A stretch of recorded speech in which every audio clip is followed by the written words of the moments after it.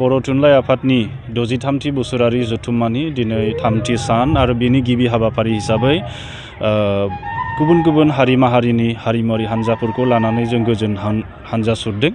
बेनि थांखियानो जाहैबाय गुबुन गुबुन हारि माहारिफोरनि अनसायनाय लानानैसो बर' राव आरो थुनलाइया गासै बिथिङाव जौगानो हागोन।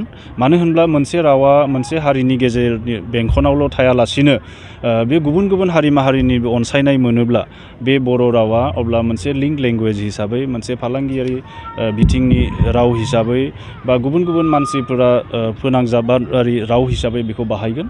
अब्ला बे रावा गासै बिथिङाव जौगानो हागोन आरो लोगोसे समाजाव गुबुन गुबुन हारि माहारिनि जि हारिमुआरि गोरोबलायनाय बेजोंनो खौसेथि आरो गोजोननाया फैयो।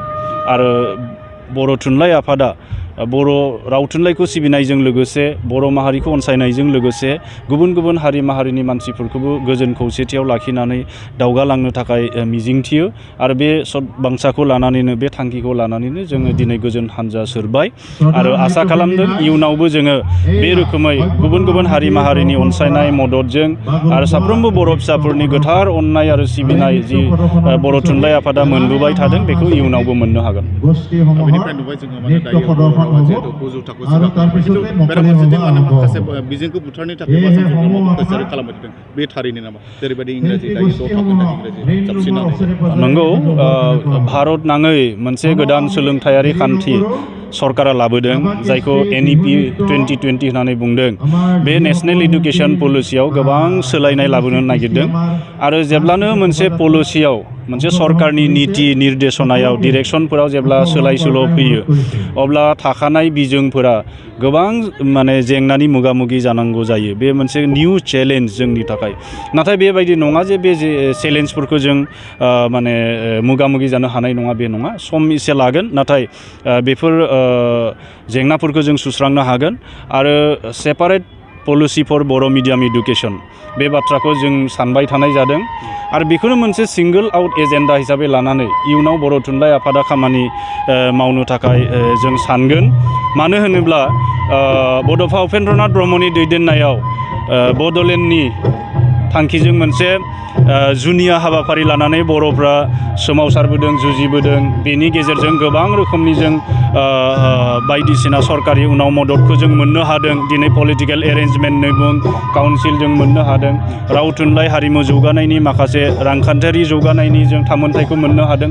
बेबायदिनो फैबाय थानाय समाव बर' थुनलाइ आफाद आरो दुलाराय बर' फरायसा आफादजों लोगोसे गुबुन गुबुन माहारियारि आफादफोरा जुदि सेपारेट पलिसि फर बर' मिडियाम एडुकेसन बेबायदि मोनसे मावथांखिनि गेजेरजों जोङो आवगायलांनो हायो अब्ला बेजोंनो आथिखाल जों जि माखासे फिसा फिसा जेंनाफोरजों मोगा मोगि जानांगौ जादों बा जि मोनसे गोदान सोलोंथाइ मोनसे आदब लानानै सरकारा खामानि मावलांनो नागिरदों बे समाव नुजानाय जेंनाफोरखौ जों सुस्रांनो हागोन।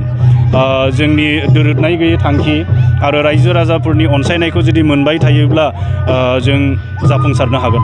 दिनैनि गेवलां मेलाव माने गुबै गाहाय आलासिफोरा सोर दिनै गेवलां मेलाव भारत सरकारनि साहित्य एकाडेमिनि लेङाइ आफादगिरि प्रफेसर कुमुद शर्मा बिथाङा गाहाय आलासि महरै बाहागो लागोन आरो बिथांखौ गाहाय आलासि महरै लेंहरनायनि थांखिया जादों फैबाय थानाय समाव जों भारत सरकारनि अनसायनायजों जिहेतु बर' रावा शिड्युल लेंगुवेज जाबाय 8 शिड्युलाव थिसनजानाय मोनसे राव जाबाय। भारत सरकारनि बायदि बायदि फसंथानारि अनसायनायखौ जोंनो नांगोन आरो बिथांमोननि मददजों जों बेखौ मोनसे हादरनां लेभेलाव बर' रावखौ जों लांनो हानांगोन। जोंनि थुनलाइखौ हादरनां खालामनो हानांगोन। दा बेनि थाखाय बिथांखौ गाहाय आलासि महरै थांखिनानै लेंहरनाय जादों आरो लोगोसे आसामनि गिबि मन्थ्रि बिथांखौबो हांख्रायदों बिथाङा नुजाफैगोन आरो जों बर' थुनलाइ आफादा मिजिंथिदों गिबि मन्थ्रिया बर' बिजों जेंनाफोरखौ सुस्रांनायनि बेलायाव आरो बर' थुनलाइ आफादनि बायदि बिथिङारि खामानि मावनायनि बेलायाव माखासे गोदान सरकारि फोसावथायफोरखौ बेहाय फोसावनानै जोंनो होफैगोन बेखौ जों मिजिंथिदों। फारसेथिं BTRनि चिफ प्रमद बर' बिथाङाबो जिहेतु बेहाय मैखोम आलासि दैदेनगिरि हिसाबै बाहागो लागोन।